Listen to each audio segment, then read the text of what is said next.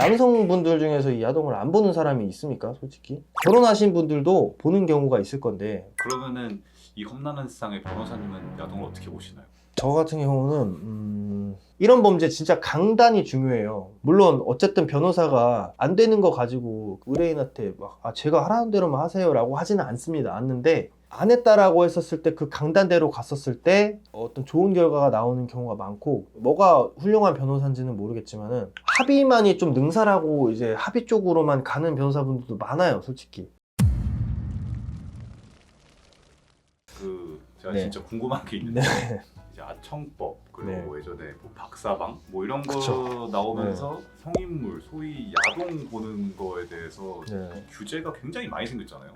그쵸. 뭐 보기만 해도 뭐 잡혀간다 뭐 이러는데 덕지덕지 많이 법을 붙이다 보니까. 근데 야동의 범주에서 보기만 해도 처벌받는 야동들이 생각보다 엄청 많습니다. 이거 조심해야 되는 게, 내가 우연이든 뭐 어디 링크를 통해서 봤다는 이유만으로 처벌받는 거는 아동 청소년 성착취물이고, 소지로 처벌받는 건 딥페이크라든지 아니면 불법 촬영 물량. 아동 청소년 관련된 성 관련 영상은 당연히 소지, 시청 다 금해야 된다고 생각해요. 당연히 아동을 지켜줘야죠, 성인 입장에서. 근데 저는 조금 반박하고 싶은 게, 딥페이크 영상이라든지 이런 거 소지만 해도 이제 처벌을 받게끔 이제 법률이 이제 개정이 되는데, 이거는 과잉법이라고 생각해요, 솔직히. 딥페이크가 아동, 청소년, 성착취물과 같은 방식으로 제작이 됐으면은 시청 소지를 전부 다 금해야 되는 건 맞는데, 딥페이크 영상 자체를 소지했다라는 이유만으로 성범죄자가 된다는 건 좀 과한 것 같긴 하거든요. 왜냐면 딥페이크 영상 자체는 사실 되게 위험한 영상인 건 맞죠. 왜냐면은 그 영상의 제작 의도 자체가 특정 누군가를 모독하고 그 사람을 성적 희화하기 위해서. 근데 사실 성범죄자가 됐었을 때 우리나라 같은 사회에서는 무조건 그냥 일상생활 못한다고 보면 돼요. 근데 요새 뭐 텔레그램이라든지 전 다크웹 이런 건 안 해봤는데, 각종 인터넷 사이트 보면은 다운로드 받다든지 이런 거 되게 쉽게 돼 있고, 자기도 모르게 이제 받아지는 경우도 많고, 물론 이제 범죄 고의성이 있다고 판단이 돼야지만 처벌을 받겠지만은, 이런 경우까지 만약에 소지라는 그 범위를 너무 확대시켜 갖고 처벌을 받는다면은 저는 좀 과잉 입법이라고 솔직히 생각을 하고, 다만 그 소지의 목적성을 좀 봐야겠죠. 이걸 반포하려든지 뭐 유통하려든지 이런 목적이 있어야 되는데, 마약 같은 경우는 갖고만 있어도 처벌을 받는데 유통이면 더 크게 처벌받잖아요. 근데 이 야동이라는 건 좀 마약과 좀 다른 게, 갖고 있는 게 왜 갖고 있는지가 모르거든요, 사람이. 사실은 이거 뭐 이 부분에 있어서 만약에 그와 같은 소지만으로 처벌받는 야동의 장르가 많아지게 된다면, 과연 이게 국가가 제대로 된 사회적인 역할을 하고 있는지는 좀 의문입니다. 왜냐면은 남성분들 중에서 이 야동을 안 보는 사람이 있습니까? 솔직히 결혼하신 분들도 보는 경우가 있을 건데, 국가가 꼭 지켜줘야 될 어떤 선이라는 거는 아동 청소년 같이 정말 사회적 약자, 배려계층을 다시는 뭐 쳐다보지도 않게, 그것에 대한 관심을 아예 갖지 않게 그 뿌리를 뽑는 거는 가능하다 생각하는데, 뭐 딥페이크라든지 몰래 찍은 뭐 촬영물 뭐 이런 거 소재 경로가 중요하지, 인터넷에서 다운받았다는 이유만으로도 이제 처벌받을 수 있게 하면은. 근데 모든 국민을 전 잠재적인 성범죄자로 만드는 게 과연 올바른 입법 방향인가는 좀 의문인 것 같습니다. 그러면은 이 험난한 세상의 변호사님은 야동을 어떻게 보시나요? 저 같은 경우는 일단은 토렌트라든지 이런 방식은 전혀 사용을 안 하고요. 그러니까 P2P 방식은 아시다시피 내가 다운로드 받을까 동시에 남한테 전송되기 때문에 이거 자체가 불법 야동을 유통하는 사람이 되거든요. 그래서 P2P는 절대로 안 하고, 솔직히 요새 뭐 야동 볼 힘이 없어갖고 그러니까 단순히 뭐 와칭만을 위해서라면은 뭐 모르겠네요. 좀. 이거 솔직하게 네. 정확히 답변을 해주셔야 네. 남자들한테 이제 가이드라인이 되기 때문에 저는 일단 국산은 좀 안 보는 게 나을 것 같아요. 뭔 이상한 해괴망측한 뭔가 나올지 모르기 때문에. 그러니까 물론 법이라는 게 유도리 없이 모든 상황을 다 때려잡진 않겠죠. 예를 들면은 제가 흑인 여성의 영상을 보려고 눌렀는데 아동 청소년물이네 라고 했던 이유만으로 처벌을 받지는 않겠지만은, 여튼 뭐 국산은 좀 별로 그러니까 국산은 안 좋은 것 같아요. 왜냐면 이상한 방향과 의도와 목적성을 가지고 촬영된 영상이 많을 것 같아요. 차라리 이제 일본 이런 거는 어쨌든 상업성을 많이 띈 영상이니까, 촬영하는 사람 동의했고 찍는 여자 배우 얼마나 일본에서 명예를 얻고 부를 얻겠습니까? 저는 혼자 못하나? 네. 그러면은 국산이면은 벗방 이런 거는 안전하겠네요. 본인이 자발적이라는 게 너무 네. 명확하니까. 아 이거 예전에 그런 분이 의뢰가 왔어요. 팬트리?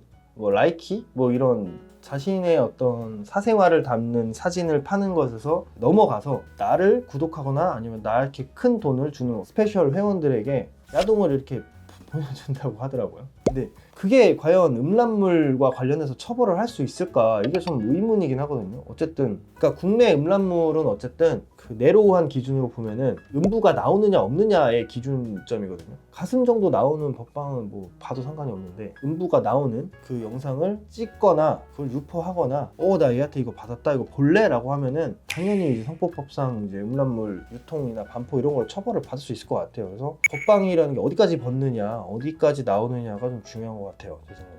그럼 어쨌든 실제로 그런 걸로 이제 경찰에서 연락이 왔다. 그러면 대체로 어떤 전략을 좀 세워야 되나요? 근데 이게 진짜 유튜브 찍는다고 조작하는 게 아니라 저번 주에 왔었습니다.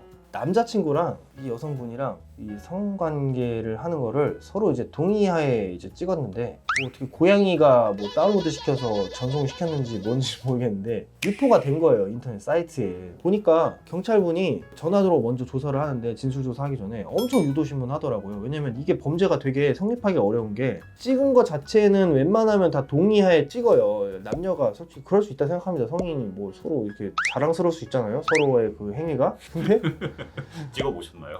아 저는 찍었다가 지운 적이 있네. 약간 농담이고요.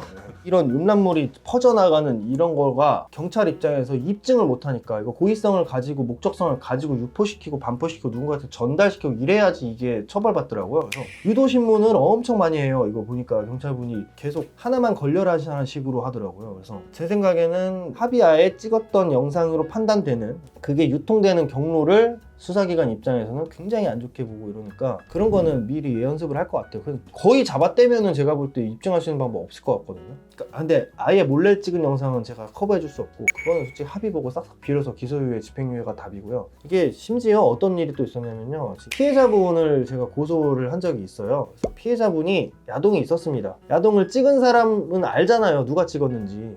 아까 말씀드린 팬트리, 팬팅 막 이런 게 있는데 그거를 같이 하기로 했었던 또 소속사 대표였나 봐요. 그게 이제 국내 야동 치면은 최상단에 나오는 거예요. 그 여자분이. 그래갖고 고소를 했죠. 저 입장에서는 이거는 압수수색도 매우 필요해 보인다 했는데 찍은 사람이 그 사람밖에 없는데 경찰 입장에서는 이거는 수사할 수 없다 이런 취지의 내용이 왔습니다. 이거는 업로드한 사람은 다른 사람이고 찍은 사람은 절대 유포 안 했다고 한다. 이와 같은 상황에서 압수수색 영장이 나올 리가 없다 이렇게 해서 그냥 끝나더라고요. 그래서 오히려 저희한테 연락이 왔습니다. 고소인을 특정하지 말고 성명불상의 미상자로 특정을 해서 고소를 해달라. 그 올린 사람은 우리가 야동 사이트 URL을 따든 뭐 하든 해서 해보겠다. 왜 그런데요? 라고 하니까 어렵대요. 잡아떼면은 어쨌든 영장이 나오기까지 법적 이 소구점이 단절이 된대요. 그래서 영장이 나올 수가 없고 오히려 그쪽에서 무고죄로 고소한다 라고 하니까 그래서 고소 취지를 바꿨습니다. 그래서 이런 음란물 영상을 몰래 찍은 거는 제가 어떻게든 카바는 놓쳐드리지만은 이거를 유통하고 판매하고 이런 부분은 생각보다 이 경찰 입장에서는 이제 넘겨짚기 하면서 유도신문에서 거기서 얻어지는 자백을 가지고 물고 넘어지는 경우가 많아서 사실은 이게 무죄 변론이라든지 무혐의 불송치와 관련된 일을 좀 많이 받아본 변호사분은 알 거예요. 자백밖에 없으면은 생각보다 위로 올라가서 유죄 판단을 받기가 진짜 어렵기 때문에 뭐 이런 부분은 저뿐만 아니라 보시는 시청자분들, 변호사분들도 뭐 아니라고 반박하시는 분도 있겠죠. 근데 그냥 막간에 말씀드리는 건데 성범죄라든지 명예훼손이라든지 이런 범죄 진짜 강단이 중요해요. 물론 어쨌든 변호사가 안 되는 거 가지고 의뢰인한테 막 제가 하라는 대로만 하세요 라고 하지는 않는데 안 했다라고 했었을 때 그 강단대로 갔었을 때 어떤 좋은 결과가 나오는 경우가 많고 뭐가 훌륭한 변호사인지는 모르겠지만은 합의만이 좀 능사라고 이제 합의 쪽으로만 가는 변호사분들도 많아요 솔직히. 근데 그런 분들을 고객분들이 선택을 할 때 만나는 볼 수 있겠지만은 선임을 하는 데 있어서는 다른 분들의 의견이랑 내가 원하고자 하는 법률적인 방향이 뭔지를 본인이 좀 선택을 해야 좀 좋은 결과가 있지 않을까 싶어요.